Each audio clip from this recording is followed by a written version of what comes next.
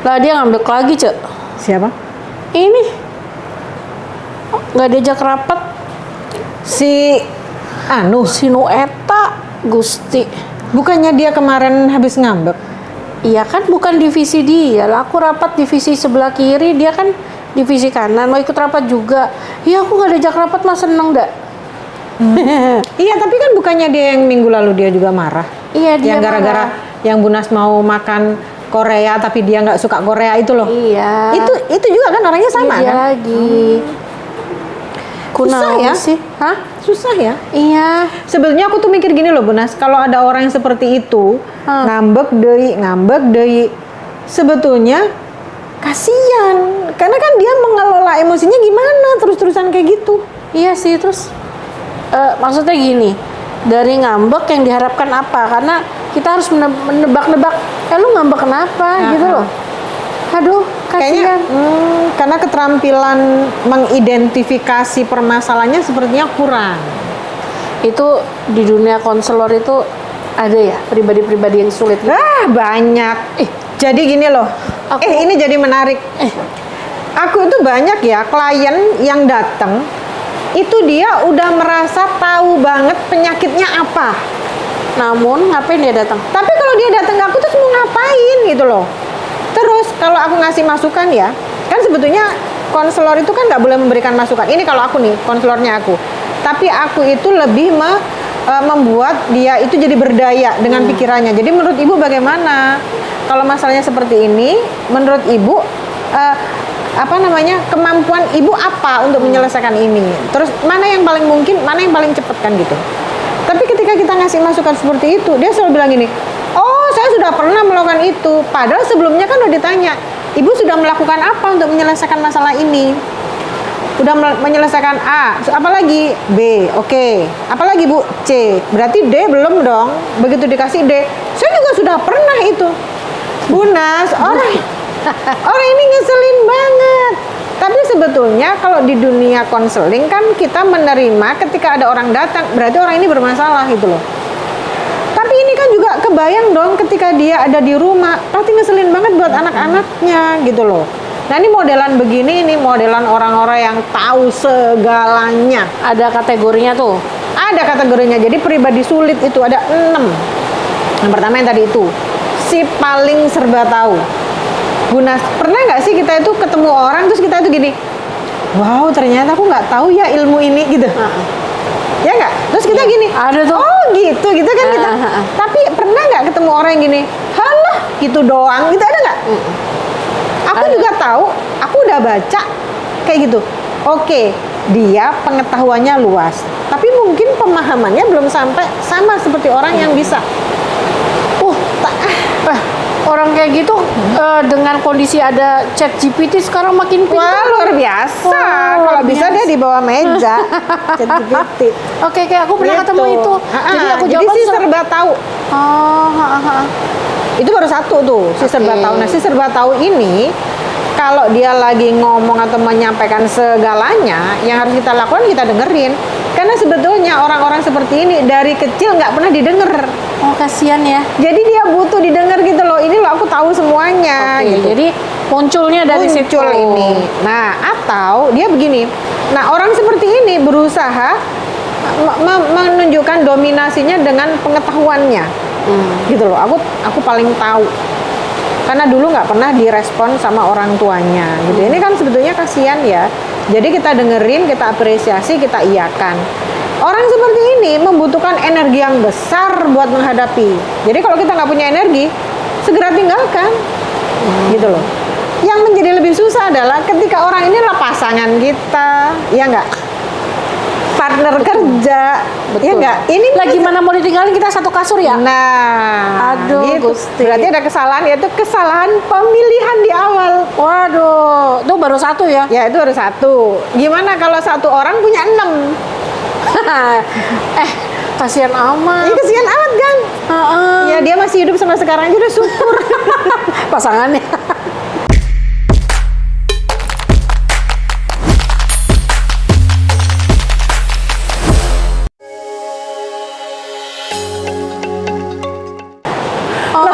Kan kalau orang yang sakit dia nggak merasa bersalah. sakit. Tapi orang yang jadi korban ini kan kesian banget gitu. Itu baru satu. Oke. Yang kedua, diktator. Nah ini juga ngeselin banget. Diktator. Diktator itu apa sih Bu Nas? Iya. Orang yang Maunya berkuasa. berkuasa, powerful, gitu ya. Even Suka- dia salah, nggak bisa. akan jadi benar. Ya benar. Oh. Jadi kalaupun dia salah, dia tahu dia salah, dia cari orang mana yang paling tepat dilimpahkan kesalahan ini. Oh, cari kambing hitam. Oh iya, dia itu posisinya di atas malaikat, di bawah Tuhan. Bodoh. Iblis lewat. Iya, nah kayak gitu sekarang banyak. Dan berdasarkan penelitian, orang-orang dengan karakter seperti ini ternyata 80% laki-laki. Jadi ingat siapa ya? Nggak tahu. Oh Nggak ya. tahu ingat siapa. Iya, ternyata kebanyakan laki-laki. Gini, mungkin nggak, karena sebenarnya kan laki-laki itu kan memang fitrahnya itu memiliki egonya yang kuat Iya, ya. betul. Ditambah pengasuhan yang tadi ya, mungkin dia juga tidak mendapatkan pengasuhan dengan cara yang tepat, sehingga bisa jadi kan bapaknya egosentris, bagaimana gitu. Nah, ini nyambung kan? Berarti ketika sekarang bapaknya atau pasangan kita itu modelan begitu, berarti kita akan melahirkan anak-anak yang seperti itu juga kan? Yes. Ya enggak? Jadi kalau saya punya yang seperti itu, wah ya saya buang. Ya. Itu Oke, karena oke. pakai abu gosok. Karena itu Bu Nas, itu membuat kita jadi sakit mental. Kita menghadapi orang-orang seperti ini, kita tuh sampai nggak tahu sebetulnya perasaanku ini bener atau salah ya. Karena kadang dia baik, kadang dia jahat. Bentar. Itu tuh tipe yang kayak gini ya. Banyak kita nggak ngomongin gender lah ya. Ada orang yang nggak punya standar bener. Nggak ada standar benar. Nggak ada standar Pokoknya benar. standar benernya adalah dia. Oke. Jadi ketika hari ini dia mengatakan, nggak boleh bohong dong gitu ya. Jadi dia mengatakan bohong itu nggak salah lah segala macam. Tapi suatu hari ketika dia berbohong, Dia punya alasan. Dia punya Loh, alasan. aku belum bohong ini karena melindungi kamu gitu. Nah, kalau bahasa anak-anak zaman Standar sekarang, ganda ya. iya red flag itu baru Red dua flag. tuh. Tapi gini Bu Nas, tapi ternyata ya, ini tadi kan orang yang benar-benar menampakkan sisi negatif red flagnya atau pribadi sulitnya. Tapi ternyata orang-orang yang positif pun itu masuk dalam pribadi sulit. positif gimana? Oh. Orang yang kayak gini loh, yang orang yang pendiam, yang iya-iya Oke. aja, yang diajak kemana-mana oke, didandanin apa aja oke. Besok kita ketemuan ya. Dress code-nya ini, iya. Padahal dia nggak punya. Dia nggak punya, dia sampai kemana-mana gitu ya. Terus pokoknya orangnya pendiam dan pasif.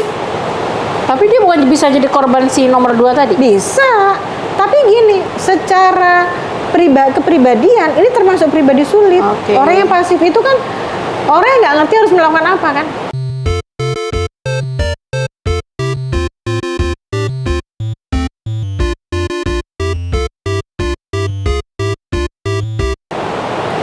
Dia butuh penerimaan.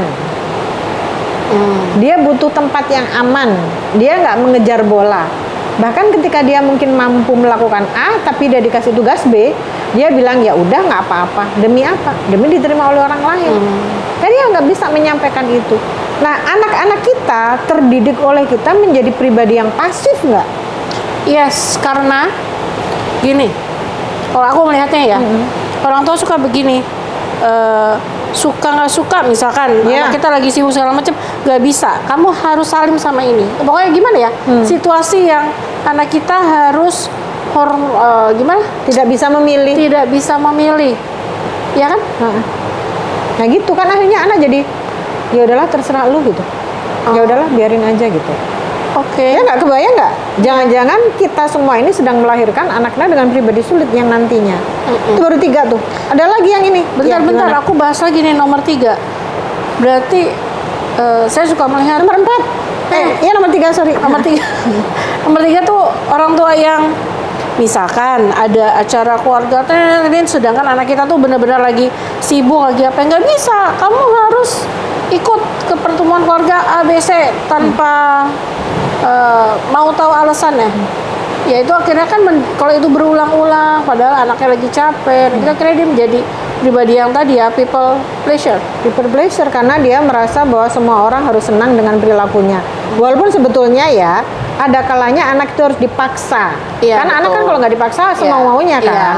Tapi yang penting cara memaksanya itu tepat gitu. Tepat itu gimana ya? Didiskusikan dulu. Ditanyakan apa fungsi dari pertemuan ini, kegiatan ini itu apa. Seperti itu. Gitu Keempat. Bu Nas. Keempat ya. Keempat itu orang ya iya aja. Pernah nggak sih ketemu orang kayak gitu? Iya. Ini iya nih gue. Iya. Pokoknya diajak apapun dia selalu iya. Oke, gini. Padahal sebagai seorang teman misalkan ya, Ah.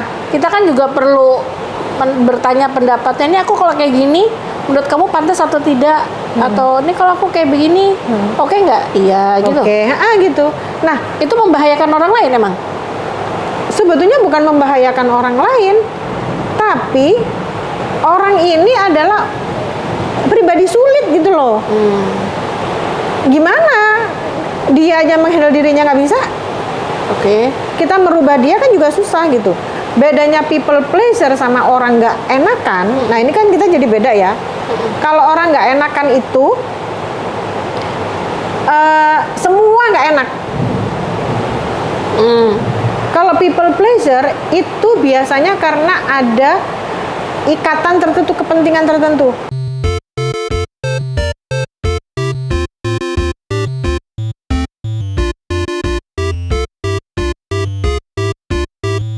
Oke.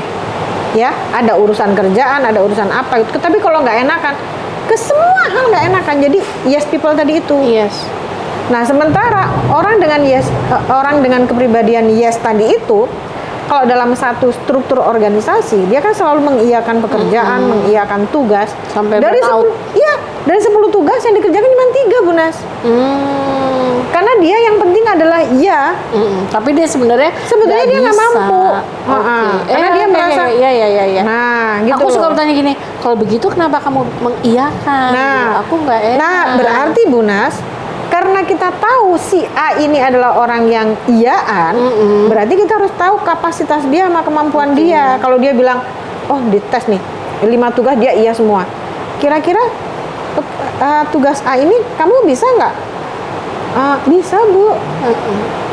Bisa atau Oke. bisa beneran gitu ya. Dia harus bisa mengungkapkan, balik lagi, mengasuh lagi kan biar Kalau dia di organisasi terbiasa. ya. Iya. Tapi sebenarnya di rumah tangga sering banyak curhatan ya antara perempuannya istrinya atau suaminya kayak gini. Dia mah iya aja, dimintain modal sama temennya kasih, habis dimintain ini ya kasih. Padahal Tapi biasanya yang kayak gitu bisaan ke temen tapi ke keluarganya enggak tahu. Iya, Enggak, emang. biasanya kan kalau ke temennya apa aja dikasih. Temennya ngajak sepedaan, ngajak ketemu di mana, iya aja. Giliran istrinya ngajak nggak bisa. Iya, berarti pribadi sulit.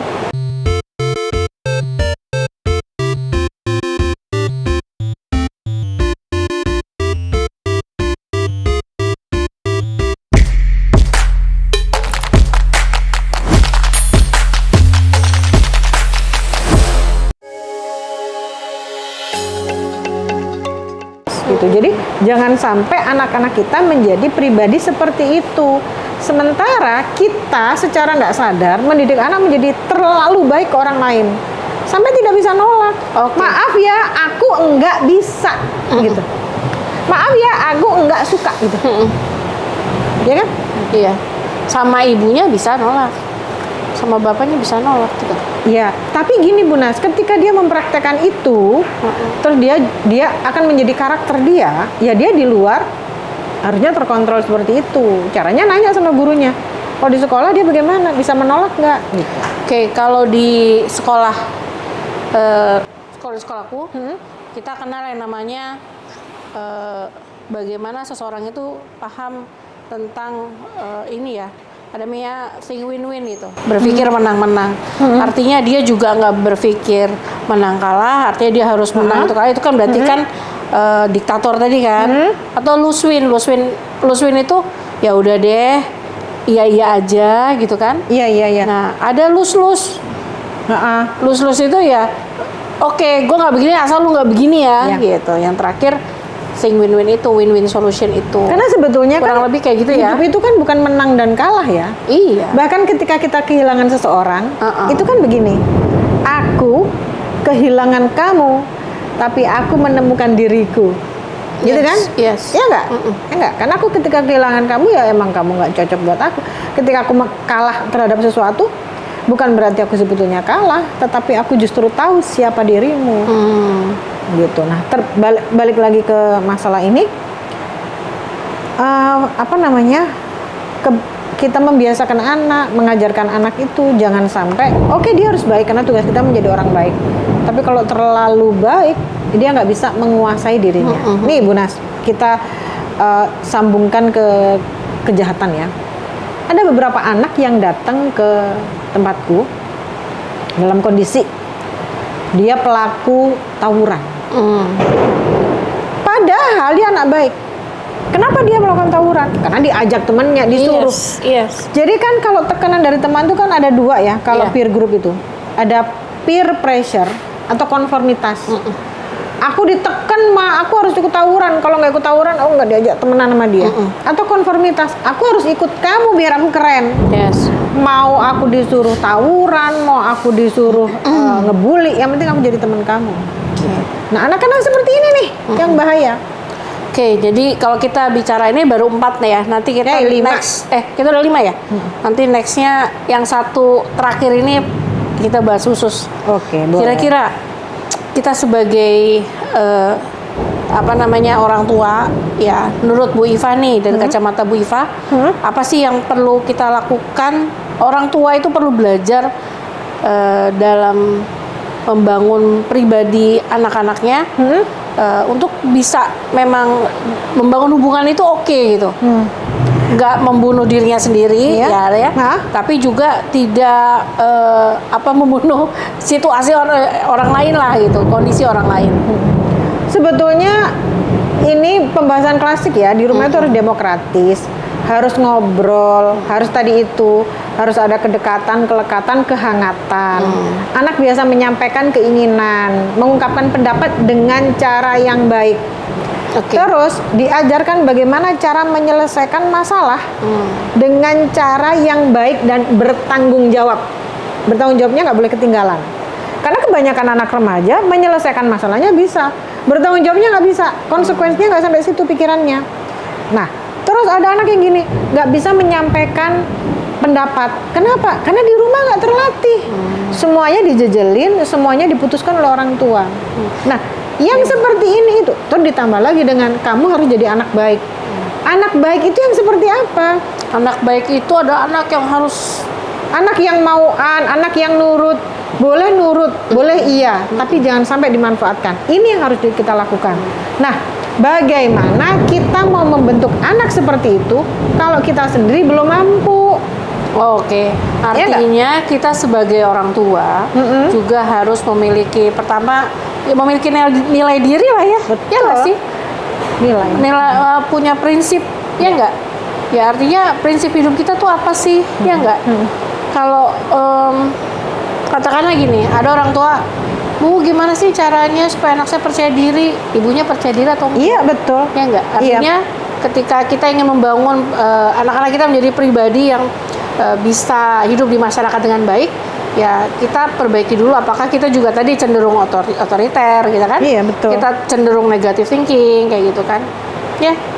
Sebetulnya gini loh, orang tua itu kurang dalam. Misalnya gini, anak saya kurang percaya diri.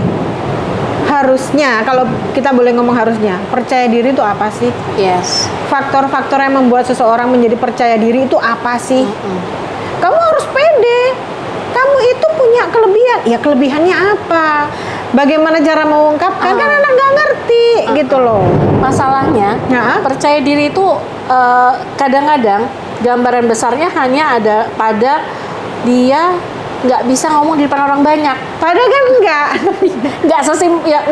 hanya gitu. Gitu. Ya, dia nggak bisa ngomong di depan orang, tapi dia bisa mengerjakan sesuatu yang besar untuk ditunjukkan kepada orang banyak. Dia bisa ambil keputusan itu kan. Jadi dia diarahkan ke situ aja, jangan disuruh ngomong ke orang. Ya dia akan KO kan gitu kan. Karena biasanya kita juga ada orang Aku nggak bisa ngomong di depan orang, tapi dia di belakang layar luar biasa. Waduh. Gitu. Coba kalau semua orang bisa, Buzzer.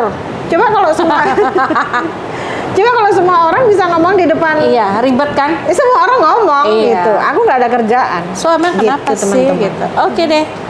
Nanti kita lanjutin ya. Ya, oke. Nanti kita ngopi lagi ya. Abis Yuk, ini di kopinya. Bukit Cimanggu. Di Dot White Bukit Cimanggu City, Bogor. Yuk, pulang.